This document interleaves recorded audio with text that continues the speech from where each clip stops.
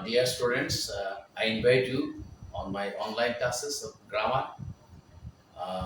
Today's this class is the continuation of the previous classes. I am going to solve the question on right use of verb. This is the class of solving class of right use of verb. This class is for 9 and 10, but if the students are plus 8 or plus 7 watch this class, they will be also benefited. Okay, now I'm speaking in Bangla. Let's have a look on the whiteboard, please. আমরা এটি আরেকটি বোর্ডের প্রশ্ন, গুরুত্বপূর্ণ প্রশ্ন 20 সালে এসেছিল। দেখো, রাইট ইউজার ভার্বের প্রশ্নটির মধ্যে দেখো যে ভার্বগুলো দেওয়া থাকে আছে এখানে prepare, claim, memorize, develop, think, command. Command মানে এখানে দখল থাকা, আয়ত্ত থাকা, দখল হওয়া। Use, help, do, make. 1 2 3 4 5 6 7 8 9 10টি ভার্ব আছে আমাদের। এই ভার্বগুলো তোমাদের বক্স আকারে দেওয়া থাকবে। এই ভার্বগুলো দিয়ে আমাদের কি এই কনটেক্সচুয়াল প্যাসেজটি সলভ করতে হবে। তাহলে দেখো, আমি প্যাসেজটি পড়ি।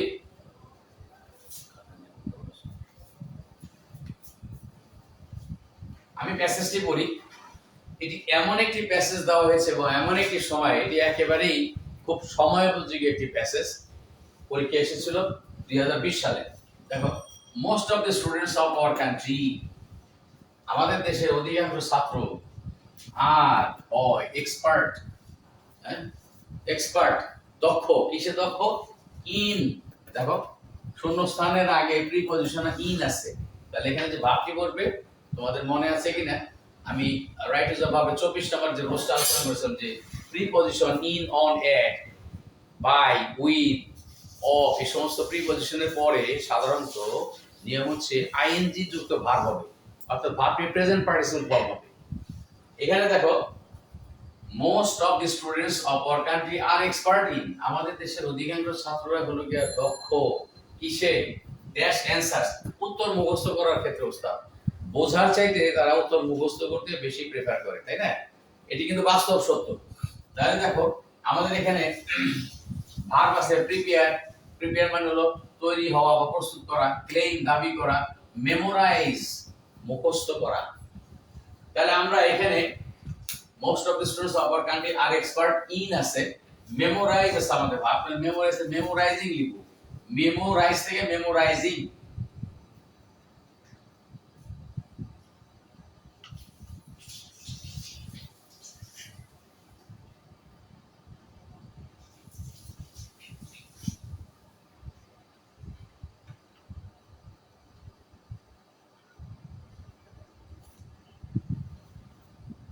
আমাদের এখানে ভার্বটি বসলো মেমোরাইজ থেকে মেমোরাইজিং। ভার্বের শেষে ই ছিল, যখন আইএনজি এই সাফিক্সটি যোগ হলো ই উঠে যাবে, বানানের নিয়ম এটা, স্পেলিং রুলস এর কারণে। ঠিক আছে? তার প্রথম উত্তরটি হলো আমাদের most of the students of our country are expert in memorizing. In memorizing, ই মেমোরাইজিং অ্যানসার, উত্তর মুখস্থ করতে ওস্তাদ। সো মেমোরাইজ থেকে মেমোরাইজিং হলো ভার্বের প্রেজেন্ট পার্টিসিপল। ওকে, তারপরটা দেখো, they do not dash notes by themselves. বেশিরভাগ ক্ষেত্রে ছাত্ররা নিজেরা নোট করে না। আমরা একসময় পড়াশোনা করেছি যখন 90-এর দশকের আগে, 80-র দশকে, তখন আমরা কিন্তু নিজেরা 2-3টা বই ঘেটে নোট তৈরি করতাম, পরে সেটাকে টিচারকে দেখাতাম, টিচার সেটা আবার দেখে দিত, তারপর আমরা সেটা পড়তাম এবং এটা আয়ত্তে নিতাম। এখন তোমরা কিন্তু তা করো না, কারণ রেডিমেড জিনিস চাও, যেটি টিচার তৈরি করে দিবে বা কেউ দিবে, সেটা তোমরা কি করবা? মুখস্থ করবা। এটি হচ্ছে বাস্তবতা এখনকার। তাহলে দেখো, they do not dash notes by themselves, তার মানে তারা নিজেরা নোট তৈরি করে না। they do not does not পরে কি ভার্বের প্রেজেন্ট ফর্ম করবে। এখানে আছে দেখো মেক ভার্বটা আছে, আমরা বসাইছি এটাকে মেমোরাইজ, আর মেক ভার্বটি বসাবো make, M A K E, make. উচ্চারণ হবে মেক, এর উচ্চারণ হবে মেক না, উচ্চারণ হবে make, M A K E, make. they do not make notes, তারা নিজেরা নোট তৈরি করে না, by themselves, রাদার বরঞ্চ তারা কি করে? rather they get them dash by their paid tutors. তাদের যে মাইনে করা শিক্ষকরাকে বাসায় সেই টিচাররাই কি করে, হ্যাঁ, নোটগুলো তৈরি করে দেয়। তাহলে দেখো বলছে rather they get them, become, get, grow, become, get, grow, এই তিনটি ভার্বের পরে সাধারণত অ্যাডজেক্টিভ বসে, আর যদি ভার্ব বসে তাহলে কি ভার্বের পাস্ট পার্টিসিপল ফর্ম বসে। তা আমাদের এখানে যেহেতু ভার্ব নিয়ে কাজ, রাইট ইজ দ্য ভার্বের সলভিং ক্লাস, সুতরাং এখানে আমরা কি ভার্ব নিয়েই ব্যবহার করব। এখানে কি rather they get them, এগুলো তারা প্রস্তুত তৈরি করাই পায়। তাহলে এখানে কি প্রিপেয়ার একটি ভার্ব আছে, দেখো প্রিপেয়ার, আমরা এখানে লিখবো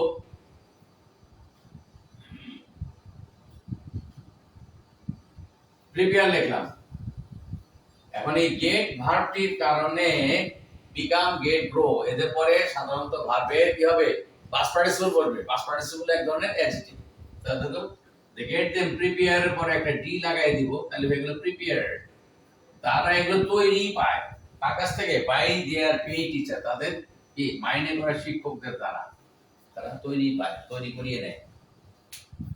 কি একেবারেই কিন্তু নির্জলা বাস্তব সত্য কথাগুলো এখানে এই প্যাসেজে চলে আসছে। তাদের কি করে দেয়ার টিউটরস, হ্যাঁ, ছাত্ররা নিজেরা কিন্তু মাথা কামায় না। দেয়ার টিউটরস, তাদের মাইনে করা শিক্ষকরা, ড্যাশ দেয়ার ব্রেইনস, শিক্ষকরা মাথা খাটান। হ্যাঁ, রাতে জেগে শিক্ষকরা নোট তৈরি করেন, ছাত্রদেরকে দিয়ে আসে। তাহলে দেখো দেয়ার টিউটরস কি করে, তাদের শিক্ষকরা। এখানে আমাদের ব্যবহার করা আছে একটা ভার্ব ইউজ, শিক্ষকরা ব্যবহার করেন। দেয়ার tutors use, use,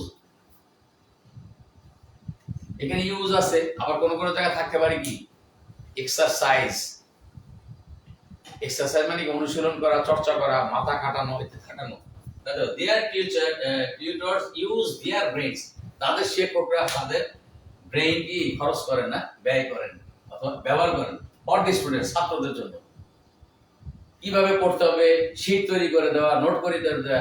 so called কিছু কোচিং সেন্টার আছে, বাচ্চাদেরকে শীট দেয়, আর বাচ্চারা গার্জিয়ানরা কি করে, মায়েরা কি করে সেই শীট করে নিয়ে যায়, নিয়ে বাসায় দেয়, এই অমুক স্যার দিয়েছে, এটা খুব ভালো করে পড়ো। ওটা গেলে মুখস্থ করে খাতায় গিয়ে বমি করে।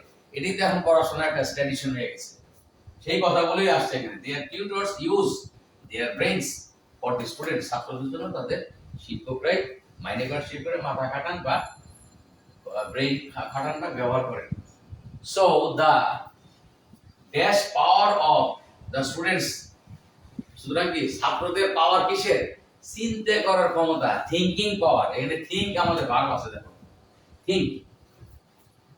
So the thinking power, এখানে হবে think থেকে thinking, THING, think মানে চিন্তা করা, ভাবা।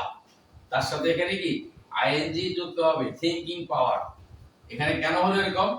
এই সেন্টেন্সে থিংকিংটা অনেকটা জিরান্ডের মতো ব্যবহার হয়েছে। ভার্বের আইএনজি যুক্ত ফর্ম যদি বাক্যে সাবজেক্টের জায়গায় বসে তাহলে সেটি আমরা বলি জিরান্ড, কারণ নাউনের কাজ করে তখন। তাহলে সো দা থিংকিং, থিংক থেকে thinking, power of the students, ছাত্রদের চিন্তা করার ক্ষমতা কি ডাজ নট, এটা বিকশিত হয় না। তাহলে বিকশিত হওয়া, উন্নত হওয়া, এখানে ডেভেলপ দিতে পারি আমরা, ডাজ নট ডেভেলপ, অথবা আরেক জায়গায় হতে পারে ডাজ নট ফ্লারিশ, আমরা দেব does not develop. Do not does not আসলে হতে ভার্বের প্রেজেন্ট বা বেস ফর্মই করবে, ডেভেলপ। কি হলো এটা? ডেভেলপ। বলে কি হলো? So the thinking power, thinking চিন্তা করার পাওয়ার, ক্ষমতা অফ দি স্টুডেন্ট, ছাত্রদের চিন্তা করার ক্ষমতা বা কি হয় না, ডাজ নট ডেভেলপ, বিকশিত হয় না, উন্নত হয় না। গেল আমাদের এফ পর্যন্ত। এফ এরপরে বলতেছি কি they do not have any dash. ফলে হয় কি আমরা ইংরেজি নিয়ে যদি কথা বলছি, দেখো they do not have, command একটা ভার্ব আছে। কমান্ড মানে এখানে হুকুম দেওয়া না, কমান্ড মানে দখল। They do not have command, তাদের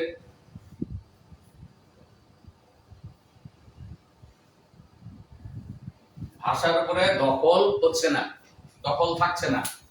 They do not have any command on their language, তাদের ভাষার উপরে দখল হচ্ছে না বা থাকছে না, তাহলে আমাদের জি নাম্বার পর্যন্ত হবে। তারপরে দেখো দে মে, তারা অনেক সময় দেখা যায় যে কি মুখস্থ করে কমন পেয়ে পরীক্ষায় ভালো করে, অনেক সময় বেশি নম্বর পায়। আজকালকার টার্গেটই তো ছাত্রদের থাকে এ প্লাস, যেন তেন ভাবে এ প্লাস, এটি হচ্ছে টার্গেট। হ্যাঁ, they may dash well for the time being, সাময়িকের জন্য তারা ভালো করতে পারে পরীক্ষায়। তাহলে দেখো দে মে ডু, এখানে আমাদের ডু একটা ভার্ব আছে, দে মে ডু, এটা অনেকে উচ্চারণ করো ডো, মফস্বলে অনেকেই দেখা যায়, আমি নিজেই শুনেছি অনেক জায়গায় বলে ডো, টি ও, বাট উচ্চারণ হবে do. They may do well, তারা, এটা সম্ভাবনার কথা বোঝানো হচ্ছে, মে ডু ওয়েল, হয়তো তারা ভালো করতেও পারে ফর দি টাইম বিং, সেটা ফর দি টাইম বিং মানে সাময়িক সময়ের জন্য, সাময়িক, এই ভালো স্থায়ী ভালো না।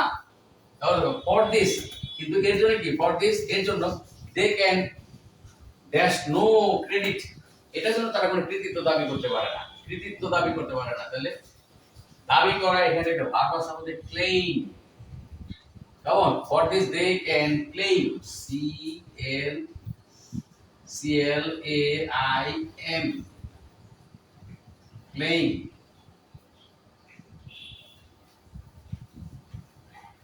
কেমন, they can claim no credit, তারা এর জন্য কোনো কৃতিত্ব দাবি করতে পারে না। সাময়িক যদি একটু এই মুখস্থ করে যেন তেন ভালো রেজাল্ট করে, এই রেজাল্টের জন্য তারা কৃতিত্ব দাবি করতে পারে, কৃতিত্ব দাবিদার না আসলে। কেন নয়, দেখো ঢাকা বিশ্ববিদ্যালয়ে পরীক্ষা হয়েছে, 3 লক্ষ শিক্ষার্থীর মতো পরীক্ষা দিয়েছিল এবার, অথচ পাস করছে মাত্র 10%।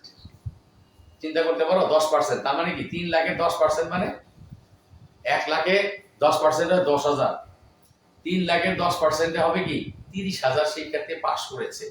তো পাস করলেই তো হবে না, সিট সংখ্যা যদি থাকে হলো ধরো 1800 বা 2000, তাহলে কি অবস্থা, এই 30,000 থেকে মাত্র 2000 চান্স পাবে। হ্যাঁ, তাহলে পরিস্থিতি কি, কঠিন প্রতিযোগিতা। তো এখানে মেধাবী হতে হবে, মেধার বিকাশ ঘটাতে হবে এবং নিজেকে চিন্তা করে নিজের উদ্ভাবনী ক্ষমতা তৈরি করতে হবে, নিজে নিজে, কেউ তৈরি করে দেয় না। But this they can claim no credit গেল, but this result, এই যে বলছে but this result, এখানে বলছি এই ফল, এই ফলাফল কি hardly dash them in future, এই জেনাতনা করে এসএসসি এইচএসসি তে যে এ প্লাস বা কাছাকাছি নাম্বার পায়, এই ফলাফল তাদের ভবিষ্যতে কি করে না, কোনো সহযোগিতায় কাজেই আসে না, মানে সহযোগিতা করে না। তাহলে আমাদের এটা বারবার থেকে হেল্প, তাহলে কি এটি হচ্ছে রূঢ় বাস্তবতা। This result, but this is এই ফলাফল হার্ডলি স্ক্যারসলি, এগুলো নেগেটিভ ওয়ার্ড, নাবোধক শব্দ। This result hardly help, HELP, help, কেমন, দেম ইন ফিউচার, ভবিষ্যতে এই ফলাফল তাদের খুব কমই সাহায্য করে, মানে সাহায্য করেই না, তার মানে কি এই ফলাফল তাদের খুব একটা কাজে আসে না। তোতা পাখির মতো কিছু বুলি শিখিয়ে দিল টিচার, ময়না পাখির মতো, হ্যাঁ, যা শিখিয়ে দিল তার বাইরে প্রশ্ন হলে আর সে উত্তর করতে পারে না, এই হচ্ছে বাস্তব সত্য। তো এই বাস্তবতাকে মনে রেখে নিজেদেরকে তৈরি করতে হবে ভবিষ্যতের জন্য, কারণ কঠিন প্রতিযোগিতার যুগে তোমরা কিন্তু বাস করছো। তো আমরা এই প্যাসেজটি সলভ করলাম, এটি 20 সালে একটি বোর্ডে আসছিল। আমি এখানে কিন্তু রুলস ব্যাখ্যা করে বলেছি, তারপরে তোমরা বই থেকে রুলস গুলো পড়বে, এবং আমি অনলাইন ক্লাসে এর আগে রাইট টু দ্য ভার্বের রুলস এর উপরে ক্লাস নিয়েছি, সেগুলো যদি খুঁজে না পাও তাহলে বিকল্প হিসেবে বলছি, ইউটিউবে আমার নাম দিয়ে আমি একটি চ্যানেল খুলেছি তোমাদের সুবিধার্থে, সেখানেও কিন্তু রাইট ইউজ দ্য ভার্বের রুলস গুলো আলোচনা করা আছে, সেই রুলস গুলো তোমরা অবশ্যই দেখবে, দেখলে তোমরা উপকৃত হবে। আমরা পরবর্তীতে আরো এরকম সলভিং ক্লাস নেব। আল্লাহ হাফেজ, এখানেই শেষ আজকে।